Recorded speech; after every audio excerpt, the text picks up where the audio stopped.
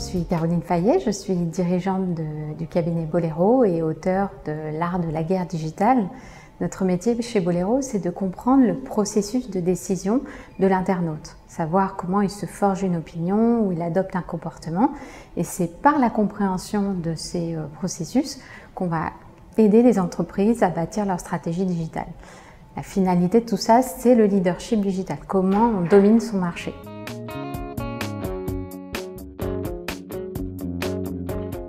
Alors, pour devenir leader digital de son secteur, on va travailler 4 piliers. Le premier, c'est déjà de sécuriser la réputation de l'entreprise, ses marques, ses dirigeants.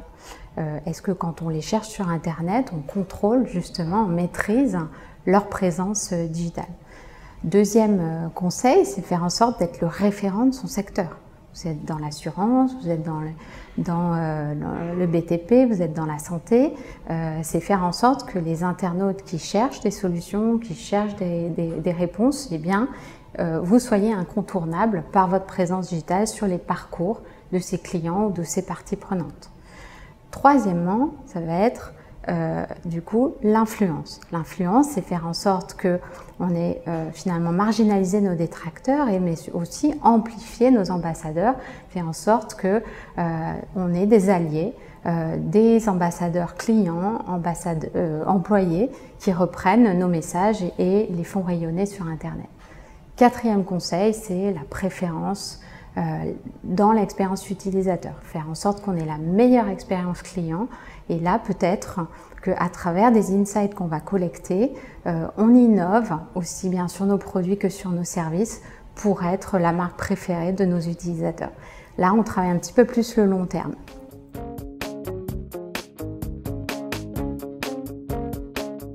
Alors, ces 4 piliers doivent s'appuyer sur des datas pour objectiver à la fois le diagnostic et les axes à travailler.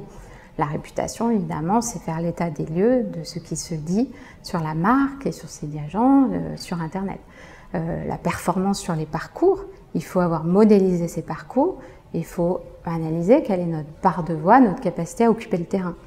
En SEO, en part de voix sur les réseaux sociaux. L'influence, c'est comprendre quel est l'impact de nos messages, comment ils sont partagés et quelle est notre part de voix sur les sujets d'influence. Et enfin, l'expérience utilisateur, c'est par des analytics, de savoir comment sont utilisés aujourd'hui nos outils et est-ce qu'ils génèrent de la satisfaction.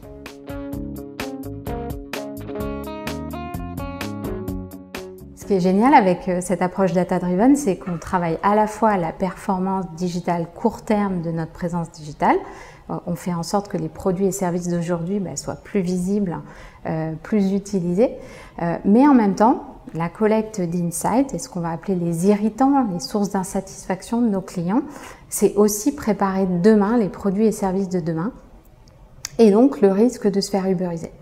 Ubérisation, qu'est-ce que c'est finalement? C'est à la fois un boulevard à conquérir, c'est-à-dire vous avez justement, vous n'êtes pas référent, en tout cas sur les nouvelles attentes de vos clients, et il y a des irritants très très forts qui font que vos clients vont chercher des techniques de contournement.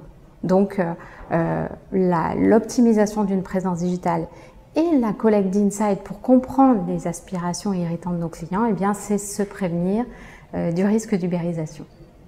Tendance Com, ça va être un plateau exceptionnel pour vraiment avoir un panorama des stratégies digitales qu'il faut mener aujourd'hui dans vos entreprises.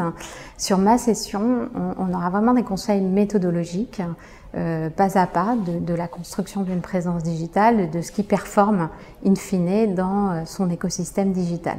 Avec bien sûr des retours d'expérience, des études de cas qui vont nourrir votre réflexion.